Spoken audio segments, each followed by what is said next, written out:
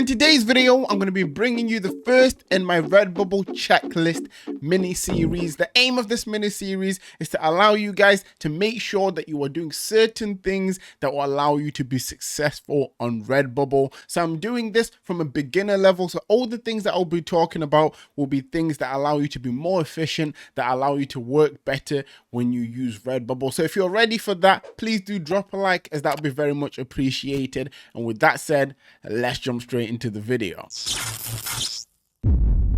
Hi guys, my name is Phil and welcome to the Money Game YouTube channel. For anyone who's new around here, I make print on demand content to both motivate and to give you guys tips and tricks on how you can improve your print on demand shops. If you are new around here, please don't hesitate and click that subscribe button with the notification bells turned on, and that way you won't miss out on any future videos. We've helped a lot of people make their first online sales through sites like Redbubble, so you definitely don't want to miss out on that. And if you don't already know, down in the description I have a free print on demand starter guide which features the information I used to get my first few sales online when I started. And if you're the kind of person who's looking to turn this into more of a full-time thing, I also have a paid step-by-step guide that's linked down below. So like I said, this is going to be the first installment of the Redbubble checklist mini-series, and I'm mainly going to be showing you things that you need to check off from the very start, and these things will allow you to build a foundation which will allow you to make sales a lot easier later on. Now jumping straight into this, I'm starting off by talking about using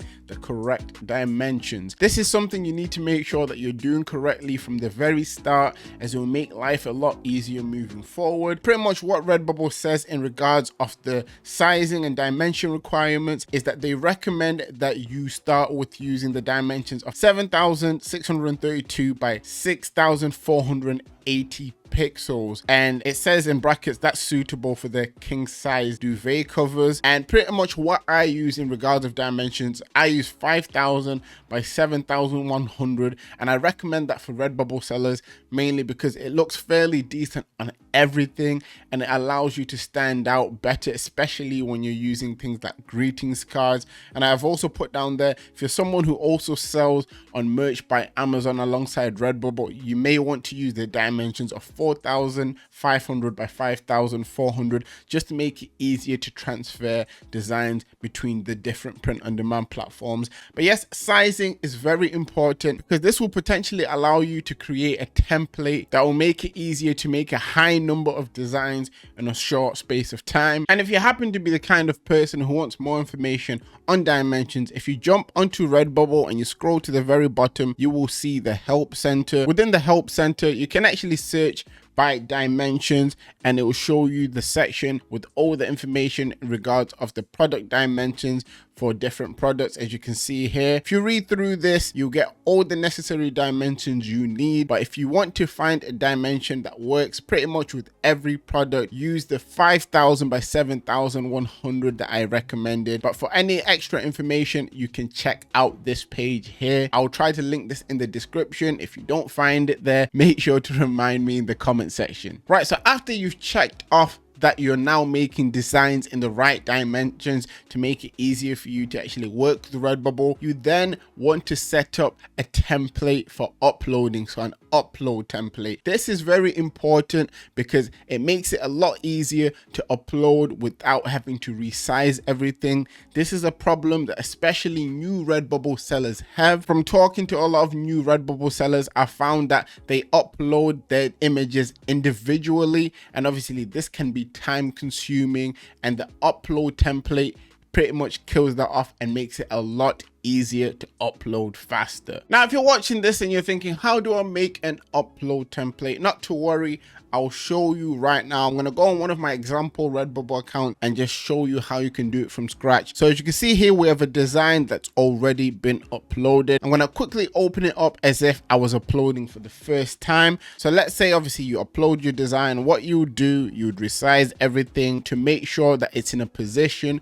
you would be comfortable with other designs being. If you want a full video showing me going through this exact process from start to finish, I'll put that video down in the description. You want to then go on manage portfolio, and then once you're on your portfolio, you can click the little gear button which shows up in the top right hand corner. And then when you click this, you can literally copy your settings. And then when you copy your settings, a page like this will be open and you can replace the image, and then the new image you replace it with will be positioned in the same position as this image.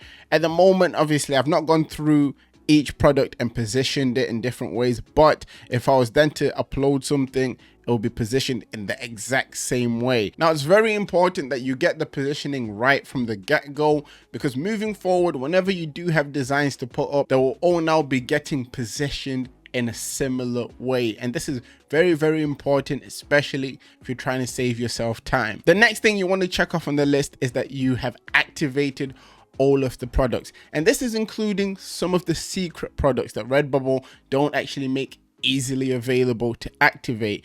This is very important because this will allow customers to have more choice of products they can actually buy from. And guys, I don't know if you're aware of this, but with certain type of clothing, when people search it up in terms of the results, there's actually less competition because not everyone activates some of the secret products. I know a lot of you guys may be thinking, what do you mean when you say secret products? But not to worry, I'll get into that straight away. Now with Redbubble, I don't know if you guys have ever noticed this, but on standard print clothing, if you don't activate the secret products, you will see that it shows you that you have 9 out of 12 standard print clothing products enabled. Now there's 3 missing here. Those 3 are secret products. Now to access them is very easy. All you want to do is click on edit. Once you click on edit, you see there's a grayed out checkbox here. So you click on that. Once you click that, you literally need to make sure that you check kids clothing, you check kids pullover hoodie, and you check toddler pullover hoodie. They are the secret products that aren't actually activated. And on the kids clothes, if you want to change the color, you have to click on default, and then you can choose the color here. For example, it's currently on white, which is different to the black that I've pre-selected. So you just want to click on black, and then you can apply changes. This is also very important to link up with your upload template. And I say that because it's important to make sure that these products are all activated as part of your upload template, so you're not constantly having to go through this process. And once you have those products enabled, you can look through to see if you have anything else that's currently disabled. And if you do come across anything, you just make sure you enable it. For example, we have socks here enabled. Usually I would go with the pattern format myself when it comes to the socks, and then you can apply changes and save that. And guys, I'm going to quickly show you why kids clothing and some of these secret products are actually important. So as you can see, I've searched Legends are born in July. There's over 5,000 results, as you guys can see here. Now if I was to search by kids and baby category, so kids clothing, it drops down by 2,000 results to only 3,478. And this is because people are not activating those secret products. So as you can see, there's then less competition when it comes to things like this. It gets even more specific if you was to click on, let's say, baby t-shirts. You see it drops down to 1,824 because people don't have it activated. Kids pullover hoodies, once again, drops down to 1,191. The moral of the story here is that make sure you have these secret products activated, because this leads to you having less competition in whichever niche you may be in. And following up, as part of this checklist, you need to make sure that you're setting your front product image. A lot of people don't do this. A lot of people don't know how to do this, but it's very, very important because it can allow you to have a lot less competition. Like I showed you, for example, if you was to choose a kids pull-up hoodie as your front image, there may be a lot less results than they would be for a normal t-shirt. This is something that's very easy to do. Once again, as part of your template, all you want to do is scroll to the bottom of your design, and then on the section that says default product image in your shop, you can pick a product. With kids clothing, there's certain designs that can't actually be shown on kids clothing as part of Redbubble guidelines. For example, anything to do with drinking, foul language, or any adult based designs, you really can't link them up to kids clothing. So if you were making templates, you may have a template with, you know, kids clothing, and then another template that may just have normal t-shirts or stickers. And the fifth and final thing in this starter checklist is making sure that you're using relevant keywords in your title and tags. Now, this is very important to do because this is what's going to allow people to find you. This is what's going to allow you to rank highly and do well on Redbubble. And I'll quickly show you guys an example of how you could potentially do this. So let's say you're on Redbubble and you want to make a dog-based design. So if you was to search dog initially, you will see that there will be a lot of results. So 1,300,000. So there's a lot of results. Now, doctor looks like a cool play on words on doctor, which could potentially be used as a vet. In fact, I'll just click on the tab.